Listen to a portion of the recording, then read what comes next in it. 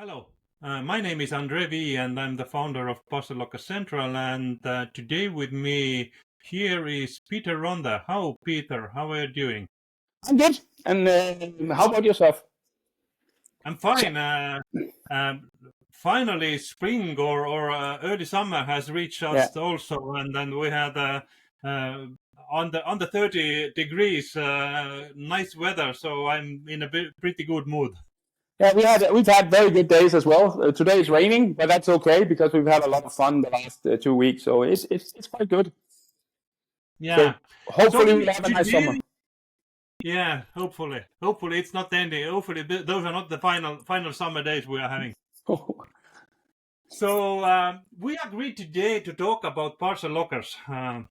Yeah, surprise, surprise.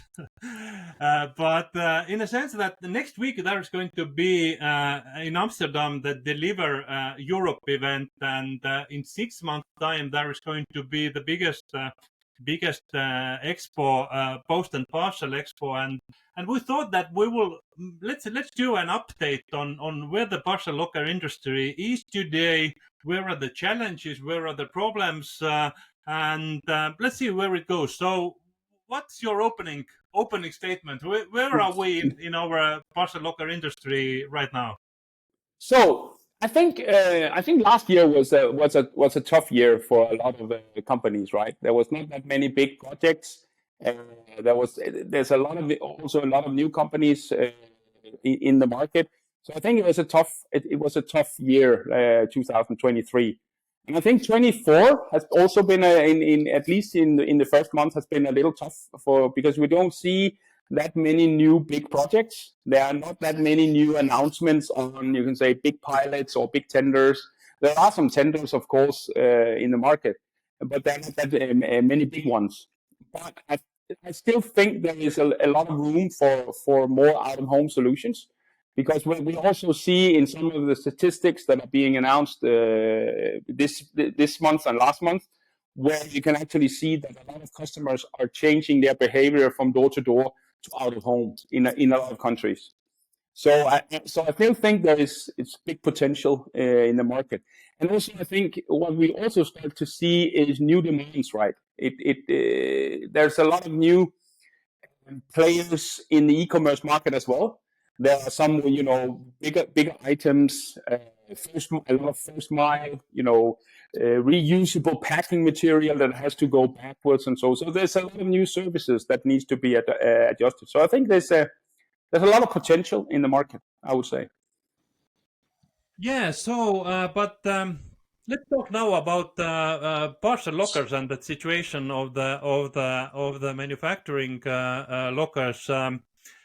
My view, as I see that, is that the traditional lockers has sort of went to the end of the development curve, and they are sort of stabilized, Yeah. there is no innovation going on. But there is a big development in autonomous and battery-based lockers. Manufacturers are looking the right setup. There are questions like whether this should be app-based or screen based, or how long the battery should last, and this kind of question. How do you see where are we right now, and what we can expect this year? I think we're in a situation now where I agree the standard locker, the one we knew with screens and everything like that outside. So I think they're at the end of their journey, right? There will still be some that will be replaced because they can place these very big ones, and I think companies like InPost will still continue to put these on the ground. I think Deutsche Post DHL will also still using these, and we will start to see some of the cheap lockers also from China being installed and so on. So we'll still see them. But I think in the end it will be taken over by the battery-driven lockers because you can add more functionalities to them now because the battery can take more power. But I think there's a big shift going on also in the battery-driven lockers. When we started with the first lockers that came on the market, they were completely without anything, right? They were app-driven, and that's it. But now we try to see companies that want to kind of make something in between, where they're starting to put in old technology on the lockers, like keypads and screens, and they have Wi-Fi connection, and they have a lot of this, which means that they are starting to make the same kind of product, but without plugging into power, right? And for me personally, it makes no sense, right? Because if you look at where all the technology is going, it's going in a direction where it's more and more app driven. I remember 3 or 4 years ago when I started having discussions with customers, the customers were saying, yeah, but our customers don't know how to download an app. And today everyone downloads app. If you need an app for something, you just download it. Even people in our age and older generation, they can download an app if they need it, right? So it's not a blocker anymore. So I think it's I don't know why it's going in that direction where they start to put in old technology on the lockers. We even start to see that with Vinted, again, we've mentioned them because they're the talk of the town. They require labels on the lockers, right? Or on the parcels. So this means that we start to see that some companies are starting to offering printers in the lockers as well. And also with your experience, printers is a nightmare to service and maintenance, right? So I think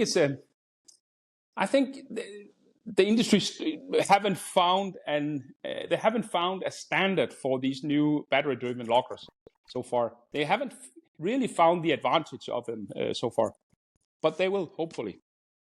Yeah, it will take time, and I'm also in the boat that it's at the end of the day it's going to be app, because right now take Uber, take Bolt, you can't order a taxi anymore without having an app, and everybody can have a taxi still, in a sense that the future is definitely app driven, and I think that this is a sort of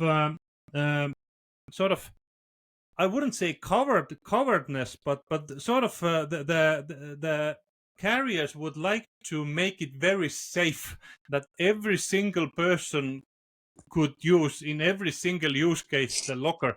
But this is actually not the case, in a sense that in the future, lockers will be multi instruments. They will not use only for the parcel. They will be used for delivering food, medicine, dry cleaning services, rental services, Airbnb keys, and this you cannot fit it into the real estate of the screen.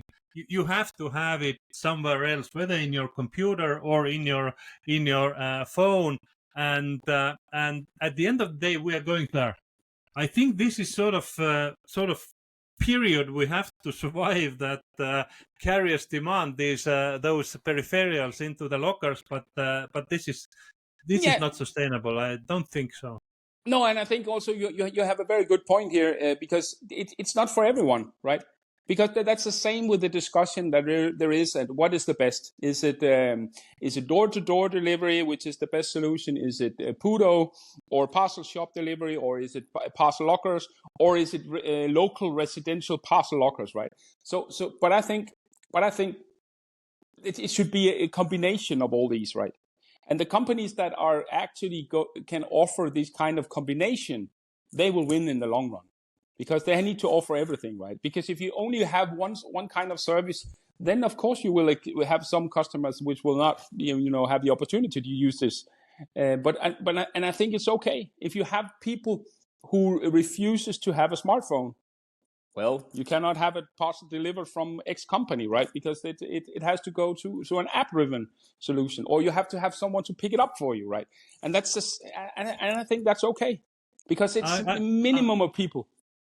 I agree. I think that this has been sort of my thesis also during the Omniva time, is that the future is going to be that there is going to be in your area one full-size parcel locker with a huge screen, with a keyboard, with every single peripheral that does everything.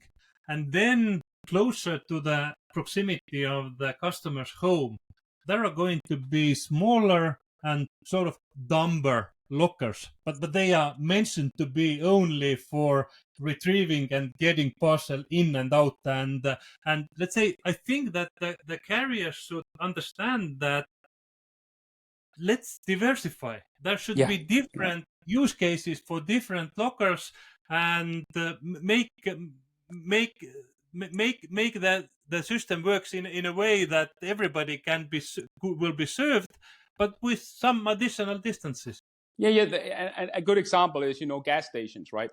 In some gas stations, you can get everything. You can get your cola, you can get your sandwich, you can get everything, right? And there's a washing machine, there's wash for your car, there's a cleaner, whatever. There's everything. And then you have a lot of self-service, right, where you can only put on gas, and now you even start to have someone where you can only put in electrical power, right? So it's that kind of diversity that should also be for the decision makers when they make the decision on the lockers. They should look in that direction instead of having, we need something that can cover everything everywhere. It doesn't make sense, right? And that's why I think a lot of decision makers are reluctant to go really deep into getting into solutions, right? Because they want to cover everything everywhere, and you cannot, and you should not. This is exactly, you should present a solution for the customers, that this is the solution for this use case, this is the solution for that use case, and everybody will win from that situation. But in a sense, let's say the competition is always good, and at the end of the day, market will determine who will win. So in that case, that sense, I salute to the competition and different kind of attempts. Maybe we will get best solution out of the competition that way. I think so too. And I think also, if you start to see some of the big investment companies that are looking into this business as well, if they start to look at this as infrastructure, then it can be a whole different game changer. And also some of the big retailers and e-commerce companies that are starting to do their own thing, that can be a game changer for the market, right?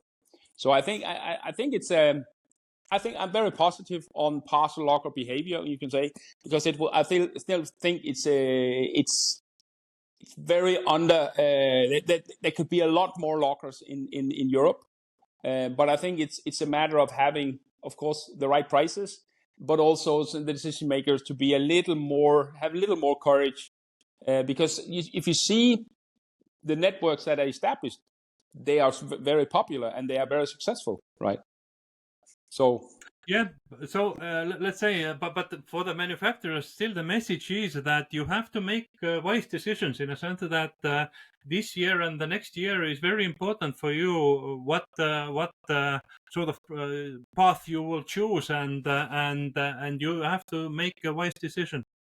Yeah, and some of them I think also should start to look into new business cases, right? Because the business cases that was great 5 years ago, maybe they have to change because of the financial situation. You have a lot of interests are going up. You have a different market. The e-commerce is going a little down, and so you need to adjust to the market.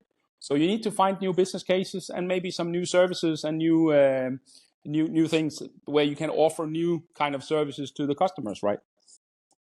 So in that sense, we are eagerly waiting the Post and Parcel Expo this fall. Hopefully, there is going to be new models and new approaches will be presented, and maybe we can find it out in October what the jury has decided. Yeah, I think I look forward to it, and I hope to see that someone is going a little more ahead instead of going backwards. I would say that's my wish for the next couple of trade shows. Okay, but to the end, I'm asking you hard questions quickly. What is your bet? Are we going to see something stunning in Post and Parcel Expo this year, or we will see still incremental innovation? Based on what I saw last year, I am not that optimistic to see these really new kind of products. I don't see that.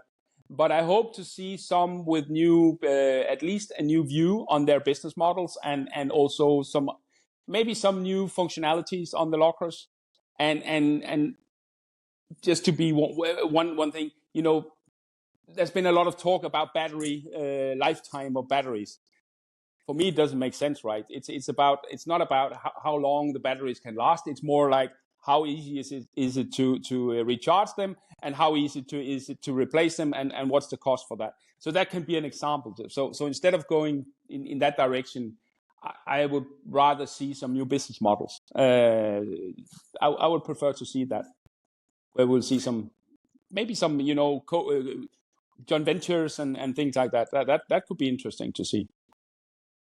Okay, but with that note, I think we will wrap it up today, and starting to waiting for the autumn Post and Parcel Expo. Yeah, thank you. Thank you, Peter. Take care. Have a great, bye.